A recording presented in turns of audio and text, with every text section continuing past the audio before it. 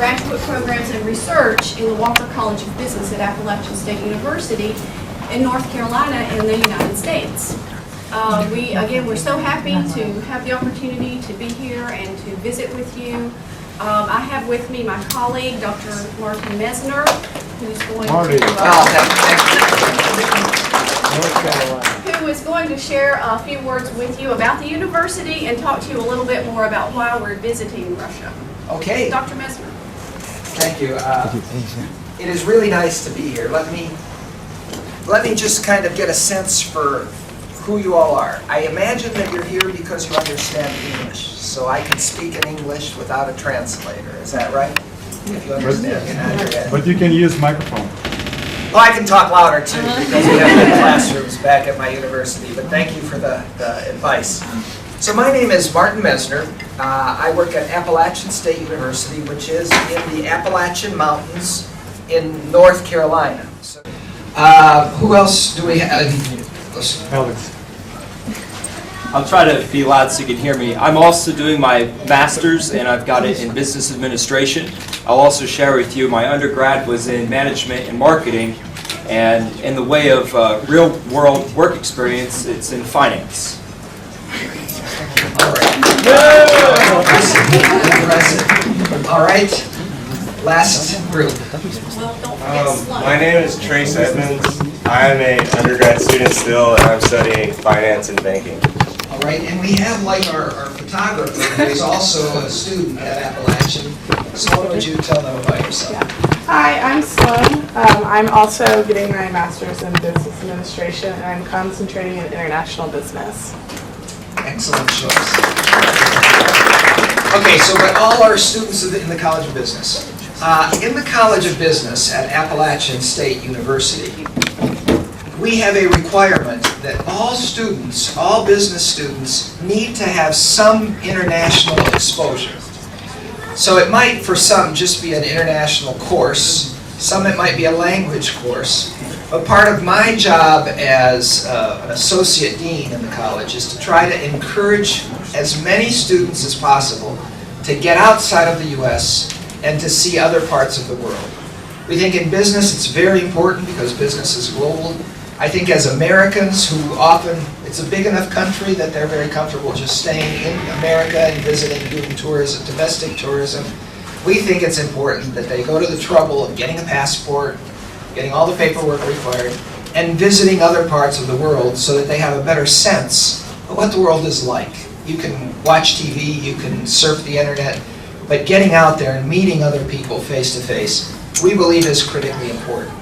So this summer we had a variety of options for students, and these are the students that decided they wanted to come and get to know Russia, at least Moscow. It's a short program, we're just here for a week, but these are students that I think have already demonstrated excellent judgment and discernment by wanting to come and see firsthand what it's like to live in Moscow, see what Russian people are like by meeting them.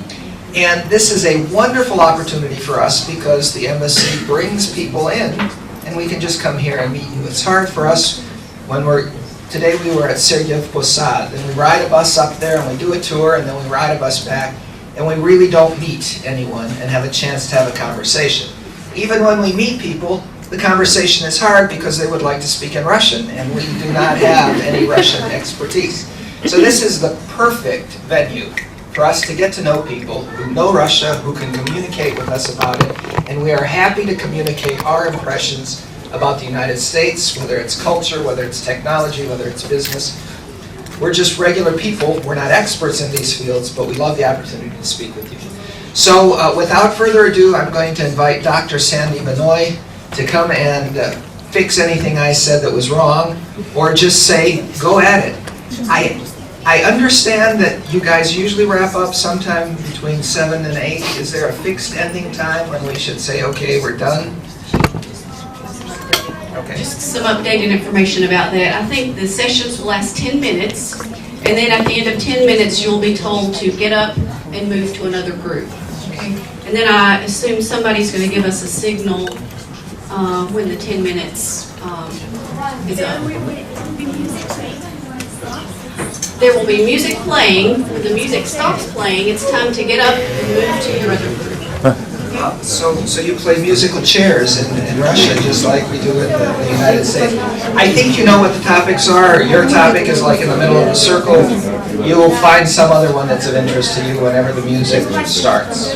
All right. Enjoy your conversations. Well, thank you for having us here.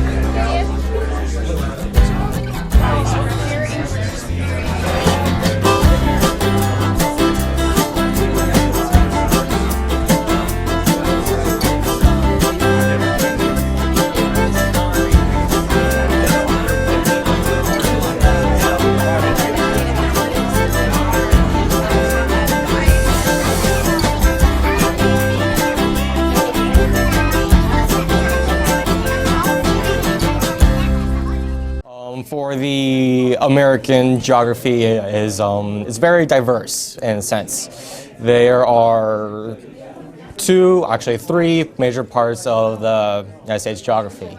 On the eastern side, you have lush green areas and the mountains. The first mountain range called the Appalachian Mountains. That was formed when the lands were together and pushing up against each other. That's where the mountain range was formed. And that's where my college is from. From moving from the west to the center area, you have a land that is very similar to this. Canyons, or very high elevation areas, but they are very flat. There is very little water there because of the high elevation, thinner air, a lot less water that can be formated. But just north of the center of America is what us Americans call the breadbasket of America. That's where a lot of our current agriculture is from.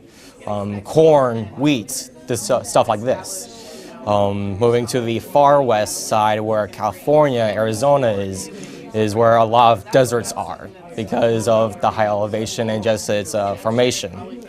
So, yeah. State, North Carolina, is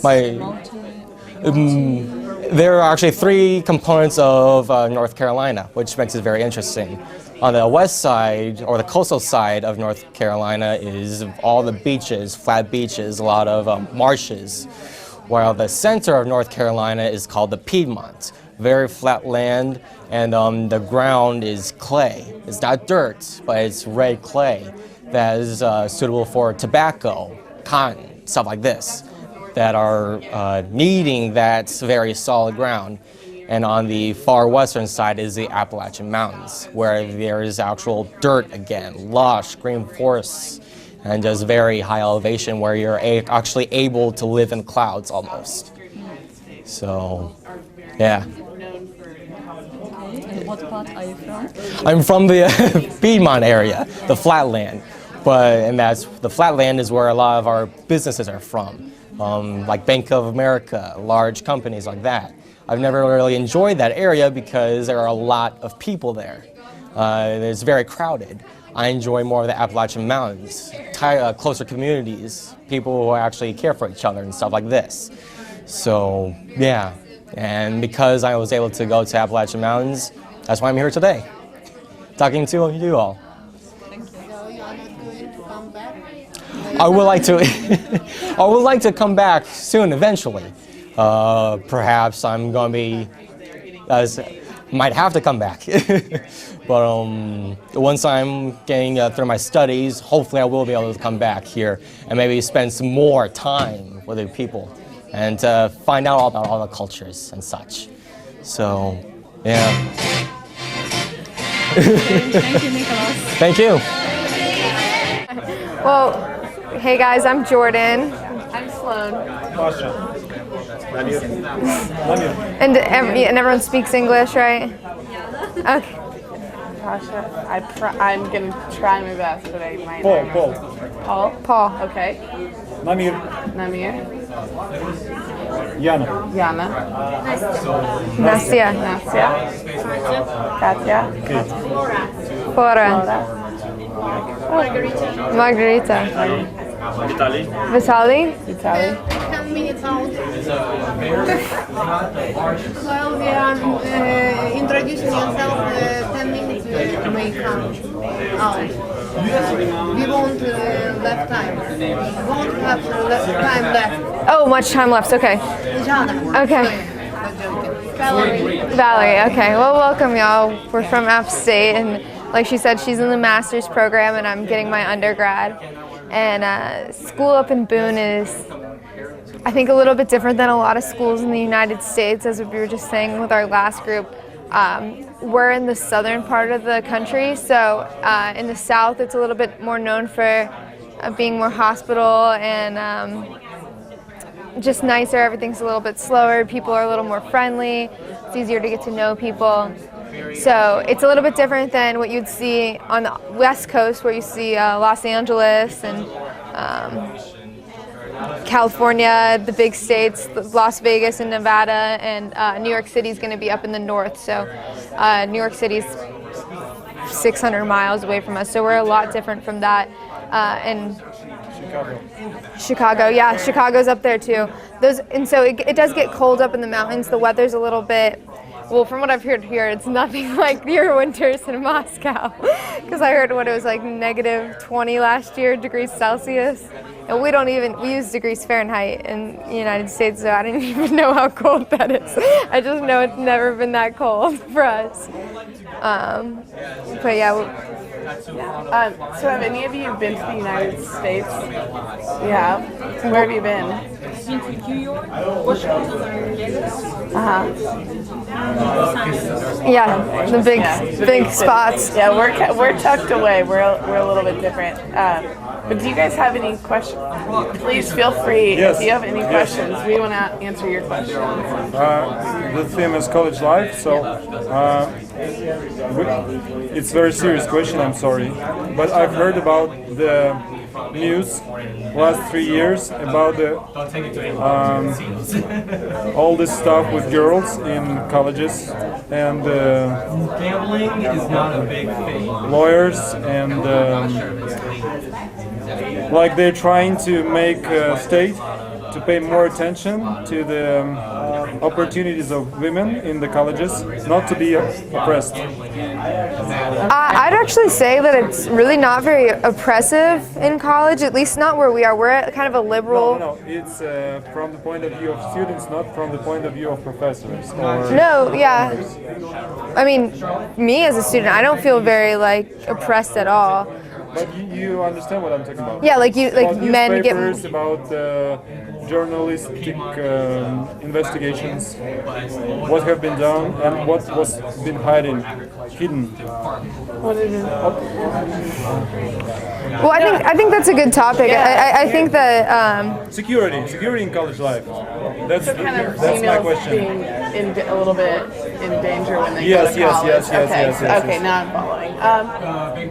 Well, she was saying how up in Boone it's a little different. I think there was, at some point I read that Boone is one of the safest places in the United States. So I have never felt in danger, but there are, events that go on, and there are times where rape. yeah. Yeah, okay, where girls do find themselves in trouble when it comes to males, and that's typically a byproduct of alcohol or, typically that is something that's involved. I'm sorry, what was the question? In spite of the fact that there are some local groups, for example Chinese in the USA, what do you think? One, everybody in the USA should know English language. So it should be some constant invariance, and the English language is kind of such invariant. Right. I think there's no way to require everybody to have to know English, but I think that that's the way that you're going to find a common ground between two different individuals, is if they do have a common language. Because one of the most one of the hardest parts about building relationships with somebody who is from a different country is that language barrier. And so if you have some common ground on what language you speak, I think that's the very first step in sort of creating this inclusive environment where you can get to know that other person and be in the same country and live simultaneously with these other people. So I think it would be beneficial, and since most of the people in America do speak English, that would be the language that would be, I guess, the easiest. But yeah, did that sort of answer your question? Did that answer your question? And as I understand, the point is how to find balance between diversity and the opposite process of integrity. Right, inclusion, yeah.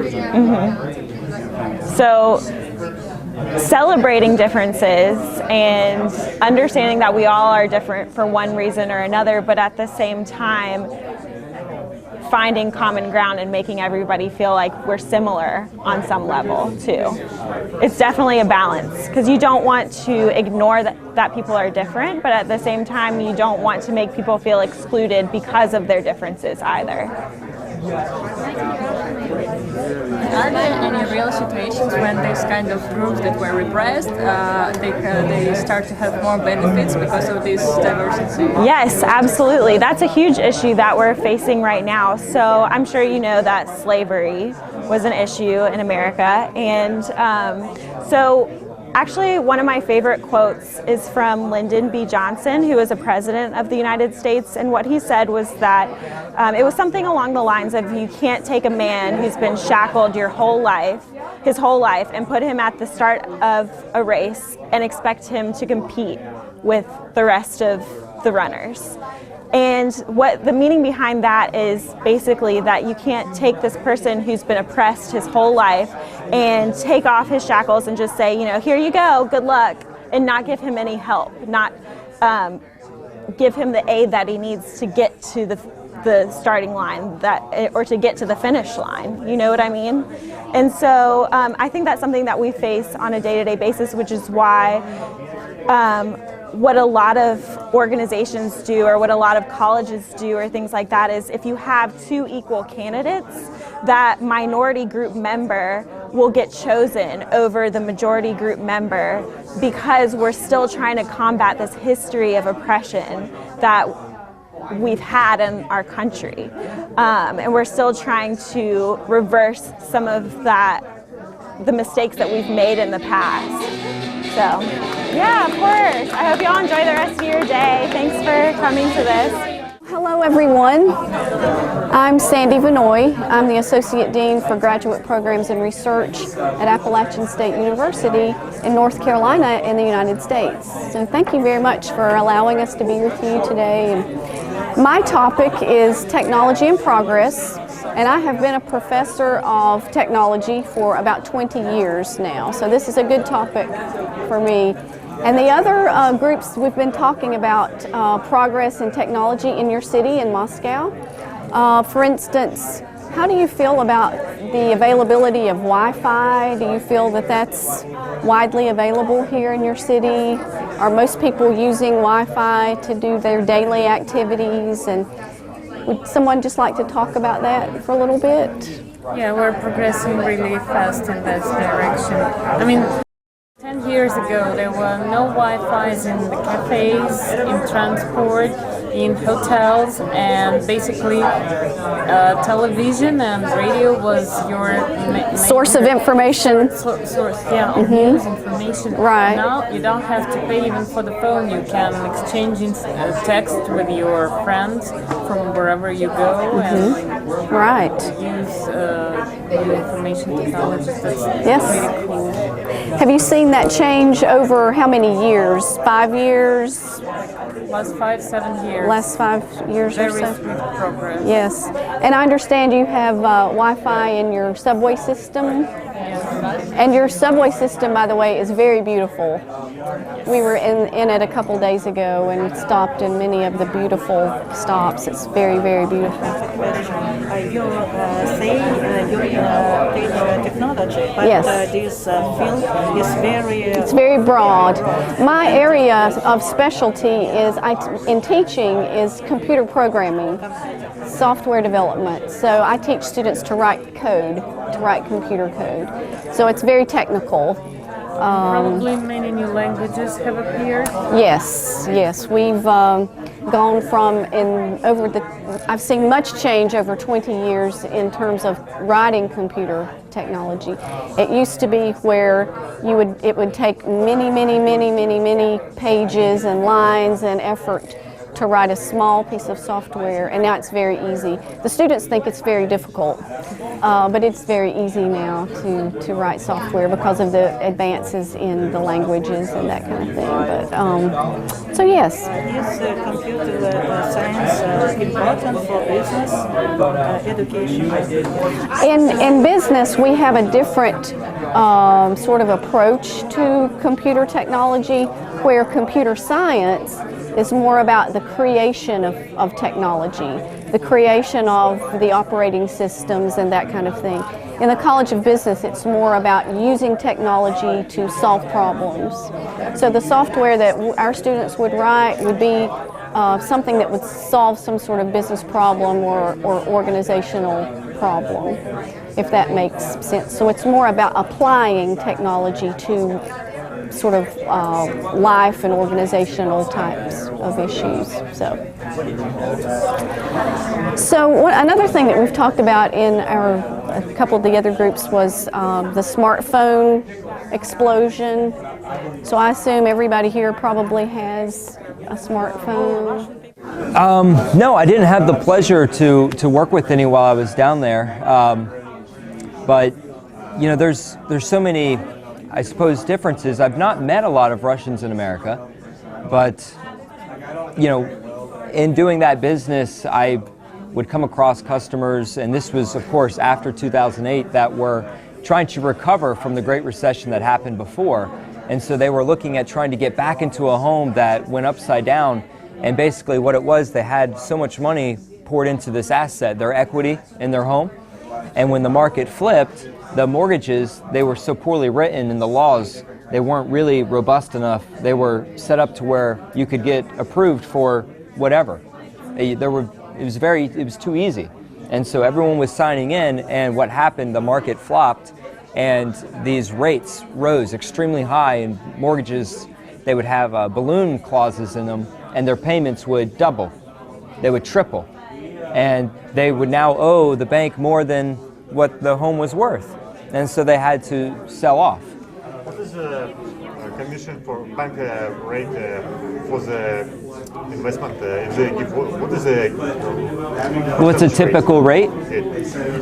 So it really depends. Right now, we've actually seen rates back on the rise. So Janet Yellen, who's the Treasury Department, she just raised interest rates only by 1%, which is very, very low. Right, for a year. Right. Maybe you know, maybe not. Oh, banking loan for a house cost about 11 and 13% per year. Right. Here in Moscow, as a sample. The banking loan is cost about 11 up to 13% per year.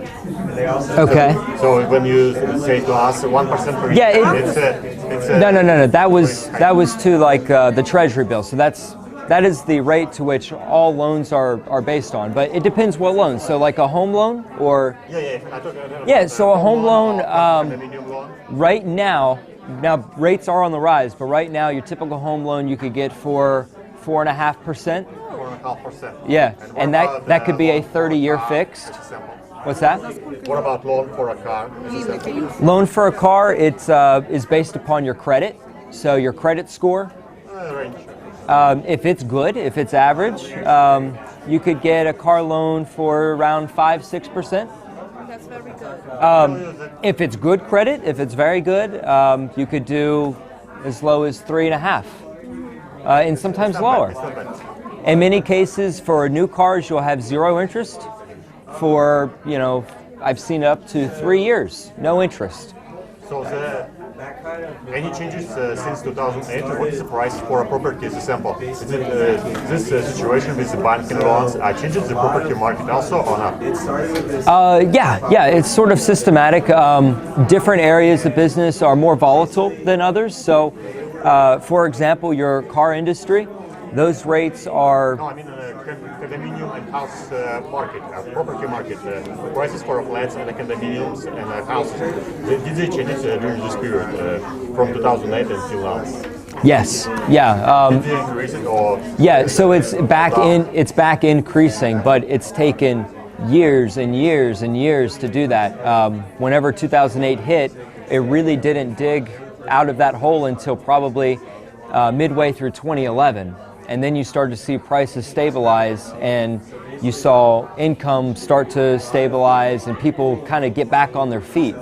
Now we're seeing large increases again. We're seeing the market coming back, and the economy doing really well, and so the housing prices are going up.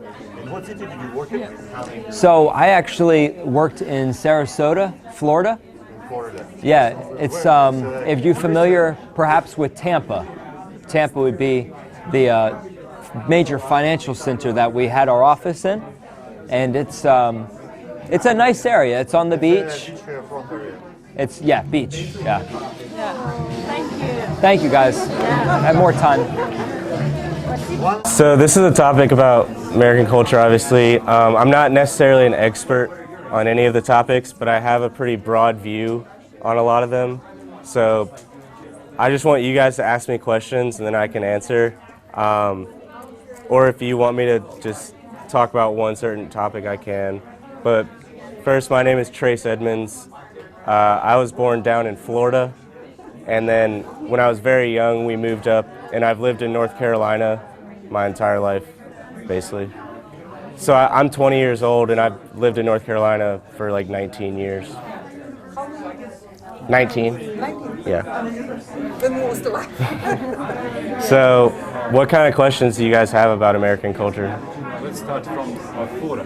What's the most famous local food in North Carolina? In North Carolina, the most famous food, there's a lot of fast food in America. So there's restaurants like Bojangles, Chick-fil-A, KFC. My favorite place is called Cookout, but that's kind of, you wouldn't know what that is. But basically, the biggest food would probably be like chicken biscuits, hamburgers, hot dogs. And is there some local features regarding food? Excuse me? Is there some local features regarding food in North Carolina? Local food. Features. Local features? Yeah. Like specialty, like something like so Traditional North Carolina food. have you ever had barbecue? Yeah, that's traditional North Carolina food. And in North Carolina, there's actually different ways to make barbecue. Like there's a different type of barbecue in Western North Carolina versus Eastern North Carolina, and both sides think theirs is better. So I don't know exactly what the differences are, like how they make it, but it definitely tastes different. I don't know.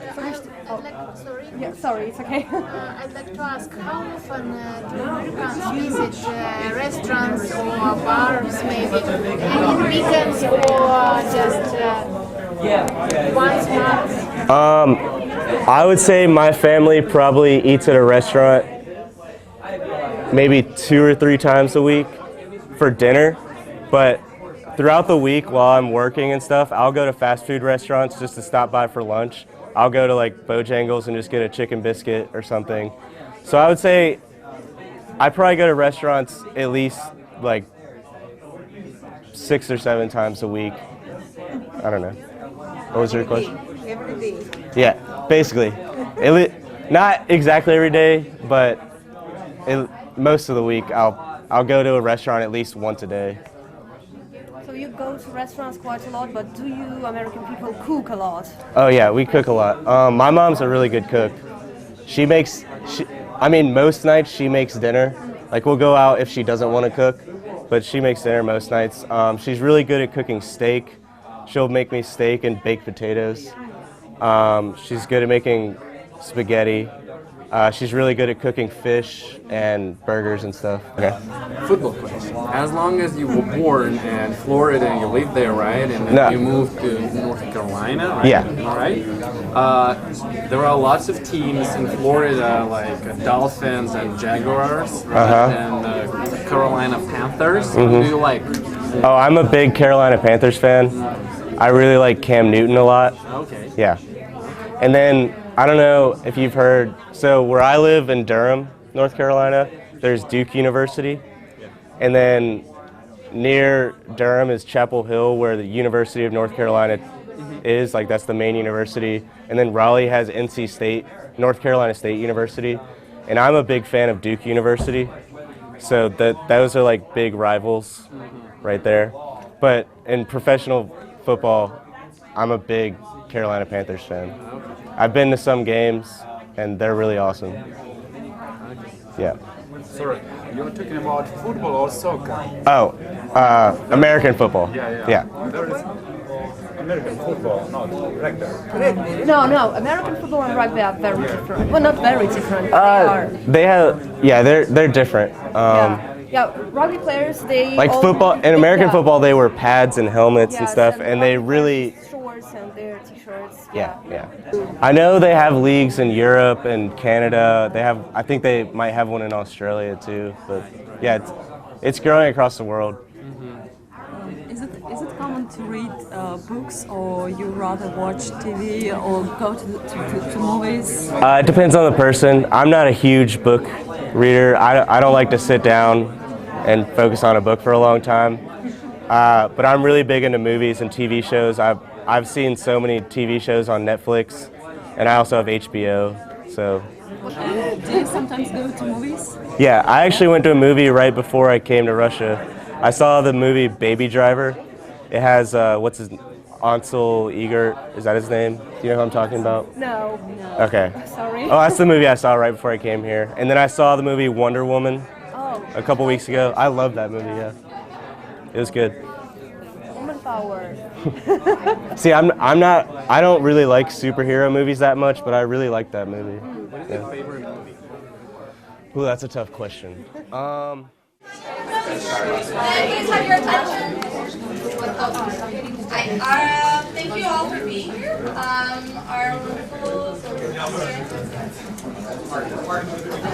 Mark would like to say a few words, and afterwards we'd just like a few of you to say what you thought of this event.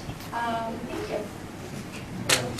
All right, the person who should be saying thank you is me, because this has been just more than I could have dreamed that we would get a chance to interact with so many people one-on-one. We've been sitting in vans, driving back and forth, having guides talk to us about things. The goal of these programs for us is to have, someone mentioned the idea of people-to-people communication. And this is as people-to-people as we could ever dream of having here, even people that speak English, which makes communication a lot easier. So thank you very, very much for coming out. We could not have achieved at all the level of understanding we have about at least this group's thinking and ideas and social attitudes without you coming out. So thank you very, very much. I know we're going to have some conversations on our end about amazing things that we learned hearing from you in these groups. We've learned amazing things about Russia in general, even in a van and with guides, but wandering Moscow. In a couple nights we're going to go out and see Moscow at night, which I hear is just beautiful, even more than Moscow during the day. So we are kind of blown away by what a wonderful place you live in and what a friendly culture you are. And Nobody has told us otherwise, but for some reason we just didn't expect it to be like it is. So thank you for teaching us and creating such a good impression in us. And now we have to figure out how we get back next year. So thank you. Thank you. Now, if you wouldn't mind, would anybody like to volunteer to say a few words about what you gained from this experience and what you thought of the program? You can be an American student or you can be a visitor. Any thoughts? Oh, okay. So just say your name. My name is Alex again. Guys, thank you so much for coming over, and it's been our pleasure to have you here, right? And I got some answers about North Carolina, and I'm really interested in that state. I haven't been there, but we're going to go there. Yeah, and there is one more thing I want to say, that Americans are always welcome in Moscow, in Russia, no matter what they say.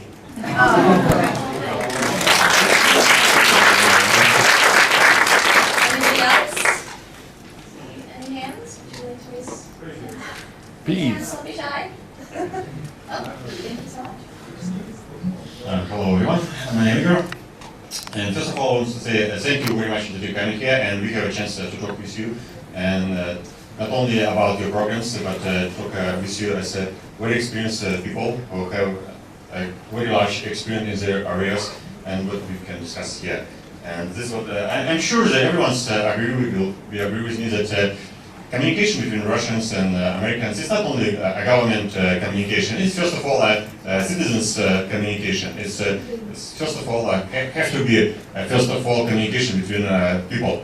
And the place here, this gives opportunity very large for many interesting American citizens come here in Moscow with their lectures and some other programs which we can talk about, and whatever we can share, it doesn't matter. Most important for all of us that we can meet and we can talk, and I think it's very good. So thank you.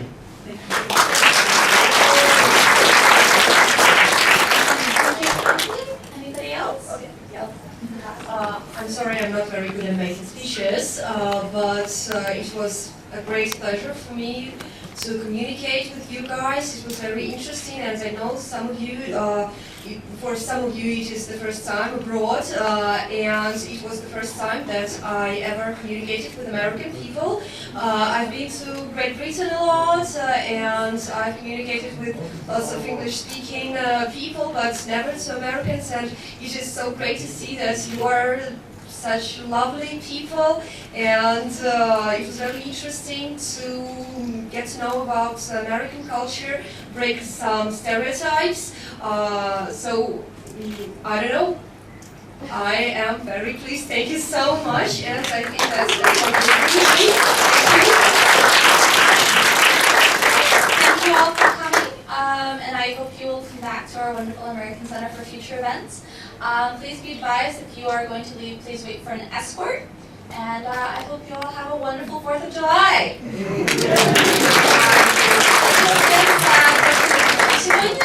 Я надеюсь, что вы вернетесь к нам в наш великолепный американский центр. И счастливой вам недели и счастливого 4 июля. Также, пожалуйста, возьмите во внимание, что если вы выходите, с вами должен кто-то выйти. Так что подождите, пожалуйста, на выходе. Спасибо.